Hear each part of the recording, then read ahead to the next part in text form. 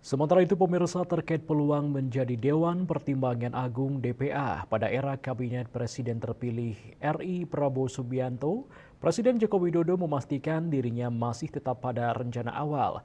Setelah masa jabatannya berakhir, Joko Widodo ingin pulang ke Solo dan menjadi rakyat biasa.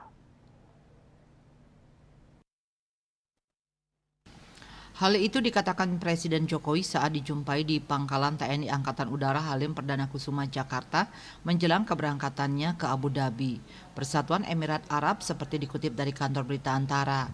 Jokowi menyiratkan dirinya masih tetap pada rencananya untuk pulang ke Solo menjadi rakyat biasa pasca purna tugas sebagai presiden. Sampai saat ini rencananya masih belum berubah.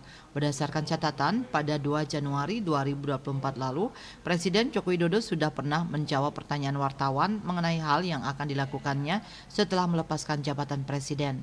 Kala itu Joko Widodo dengan tegas menyatakan dirinya ingin pulang ke kampung halaman di Solo dan kembali menjadi rakyat biasa. Bali Post melaporkan.